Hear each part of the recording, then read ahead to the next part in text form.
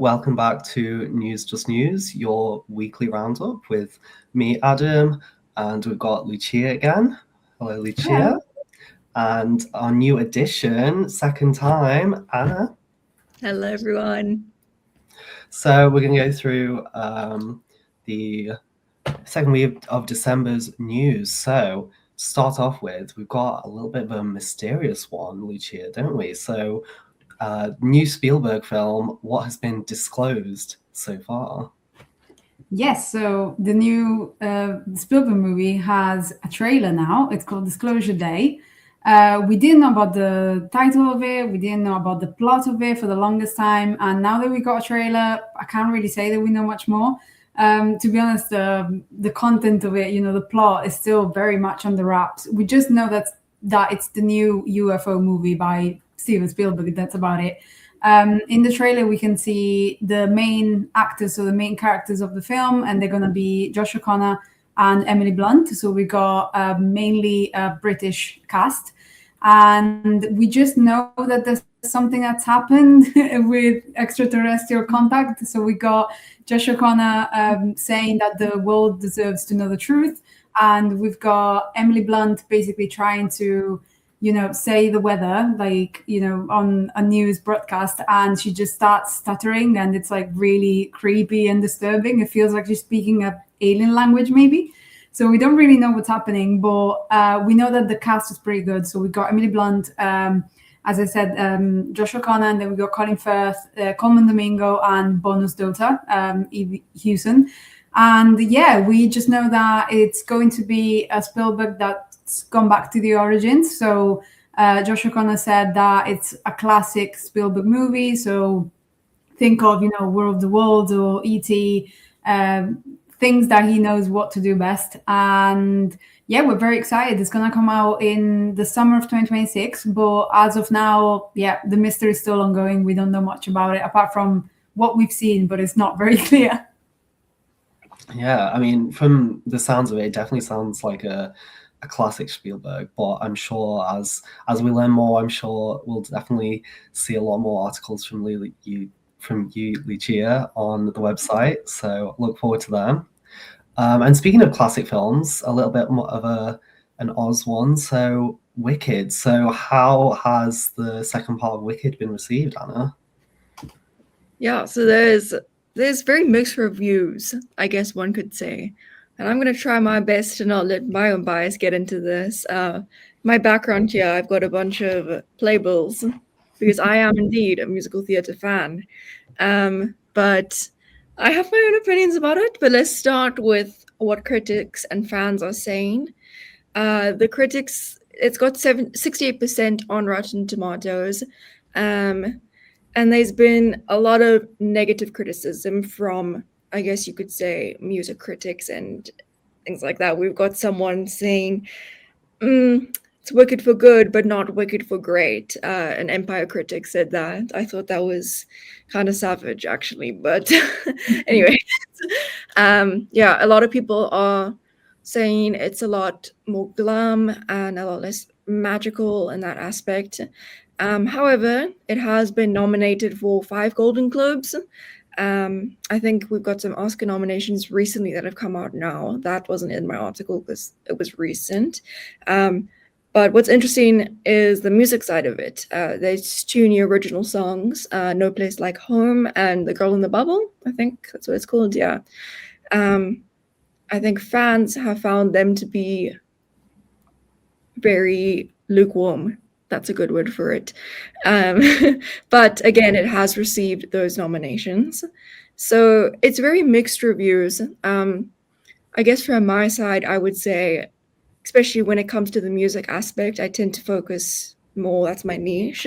All the classics are in Act 1, which is Wicked Part 1. We've got Defying Gravity, Popular, What Is This Feeling? And I think the only really classics, or I guess more notable songs in Part 2, which is Wicked for Good, would be For Good, of course, and No Good Deed. I feel like they really succeeded with No Good Deed, but For Good, again, as critics says, and I agree with this, it just lacked that magical spark to it. It felt very glam and not for good. Okay, yeah. So I mean, I guess there's this sort of difference between what the awards are saying and what people are saying. Lucia, what are you saying?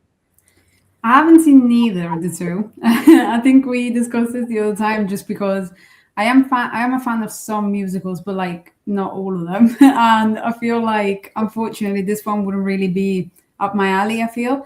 But I did know, many of my friends have seen it, and the vast majority of them are saying the same thing. So they are saying that the first part was just like better, and even though it was long, you couldn't really like feel the time passing. It was very entertaining, whereas the second one is a little bit less strong. Yeah, even though the performances are really good still. Like everyone's been saying that, especially the main cast, so with Ariana Grande, Cynthia Erivo, Jonathan Bailey, apparently they're still as good, and Joanna obviously can confirm that. But yeah, maybe the screenplay or just like the actual movie is not as good.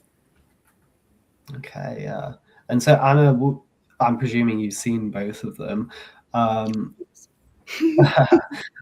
you give any, especially in your opinion, what what made the first one, so magical as well? I think definitely in terms of not only the narrative, but the music as well. I'm sure, I'm like a chip, even if you haven't seen the actual movie, I'm sure you've seen online the like, and I will be loathing for, that dance. Like, there's a lot of incredible dance sequences and music and everything in Act One. And I will say, as someone who has seen the West End production, Act One is better. In fact, a lot of people tend to leave the production after Act One because they think that's the end. So I guess it's not entirely, it's Wicked for Good's fault and the people who produced it and made it. Narratively, it is more boring in the second act. But yeah, definitely the songs and the narrative, all of like those interesting things happen in Act One, like the friendship forming and between Glinda and Alphaba finally defying gravity, which is why I'm wearing green, by the way. I saw those green nails. Also for Christmas. Festive as well, of course. Yeah, festive and magical, like a wicked Part One. Yeah. Actually, speaking of festive, let's talk about your article, Lucia, Christmas in Japan. So, I mean, Japan obviously isn't a Christian country, so how do they celebrate Christmas in Japan then? Yeah, so only 1% of Japanese population is Christian. So it's quite surprising that it's such a big deal over there. It's more of like a cultural and social, celebration. But we know that it's been going on for ages now. Basically, they have imported many of like the Western traditions over the centuries and kind of like readapted them to make them work for them. If, for example, in Western tradition, we tend to spend time with our families over Christmas and then time with our friends over New Year's, in Japan, it's the other way around. So you'll have more friends time during the Christmas holidays and then more family time towards the end of the year. And obviously the main tradition, the most famous one, is KFC, so fried chicken for Christmas. It's quite curious because I did not know how this tradition started. And then when I was writing the article, I, looked into it. And it was quite funny because the reason why was apparently because the first manager of the first KFC store in Japan overheard two tourists talking about how they would have loved to have turkey for their Christmas meal. But obviously, with turkey being quite, a meat that's kind of like hard to come by in Japan, the owner of the KFC store thought, you know what, maybe fried chicken could work for this. And from there, they launched like a huge marketing campaign that became really, really famous. And now, apparently, according to the latest estimates, around 3.6 million people in Japan eat fried chicken for Christmas, which is insane. And you have to order in advance. You have to queue for hours to collect your bucket. So it's a whole tradition by itself. And then obviously we got the gifts exchange like we do, but for them it's mostly for couples, because Christmas Day in Japan is considered to be their Valentine's Day. It's the most romantic day of the year. So they tend to, couples tend to give each other gifts and go out for dinner. And then towards the end of the year, they reunite with their families and they do visit temples. They prepare for the year by cleaning up their whole houses. I don't know if that's something that you do, but for example, in Italy, that's also a tradition. So we clean up everything and we prepare for the new year. And so they do the same thing within, their families.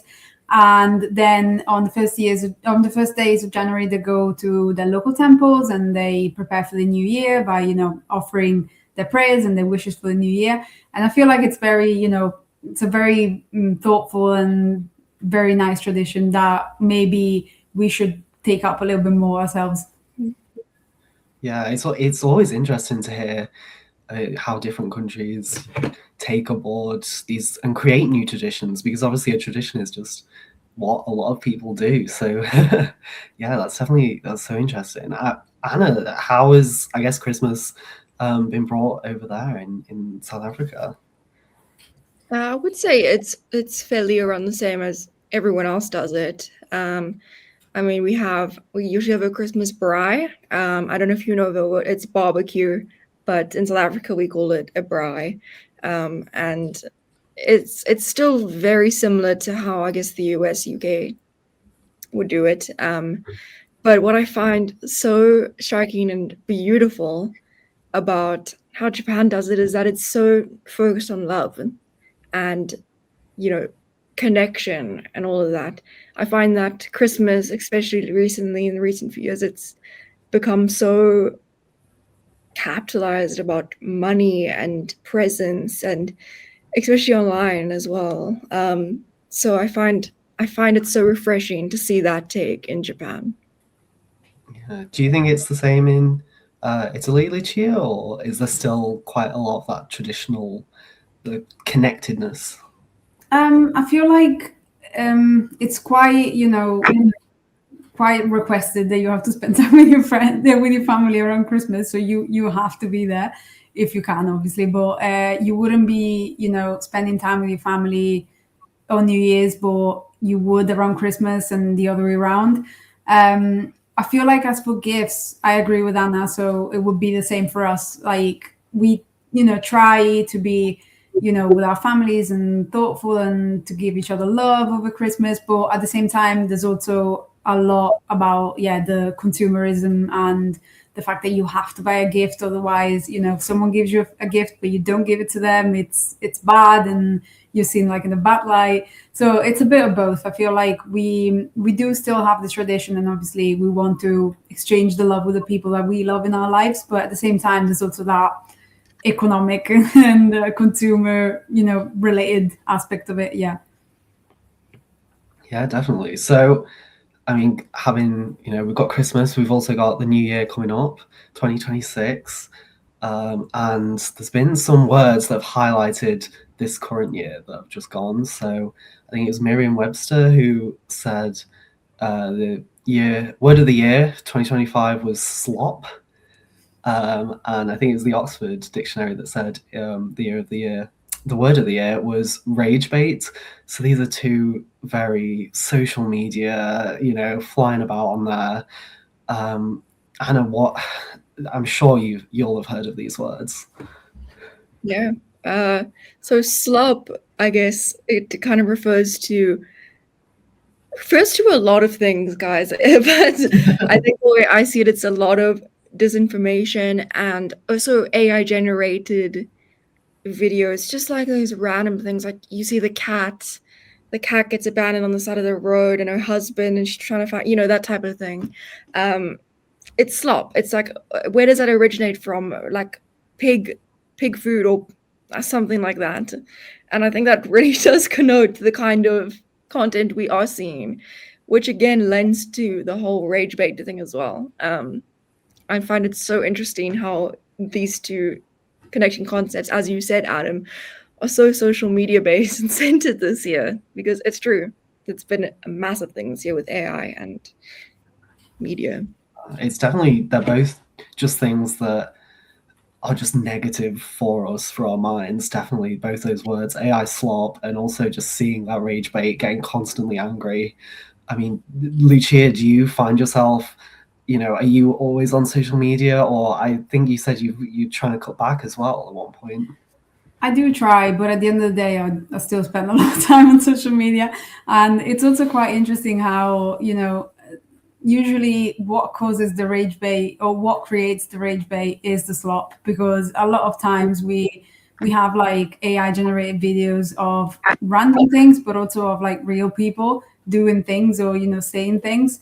And then that getting used to rage bait, and people that are not, maybe quite as used to seeing AI videos will just absolutely believe it straight away without thinking that maybe that's not a real video, and then that creates, that is a rage bait version, because that obviously creates the the concern and people just getting angry on the internet, and sometimes it becomes a really toxic place. And that's why I feel like it's a good it's a good way to spend some time, but it doesn't have to be something that you spend a lot of time on. Otherwise, your mental health will have, it will have consequences on your mental health. Yeah, definitely.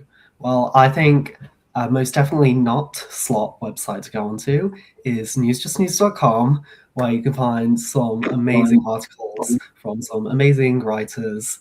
And you can also watch our Definitely Not Rage Bait podcast, which will be coming back in the new year. I can't wait to see you guys again. Thanks. See you soon. Merry Christmas. Merry Christmas, everyone. Happy holidays.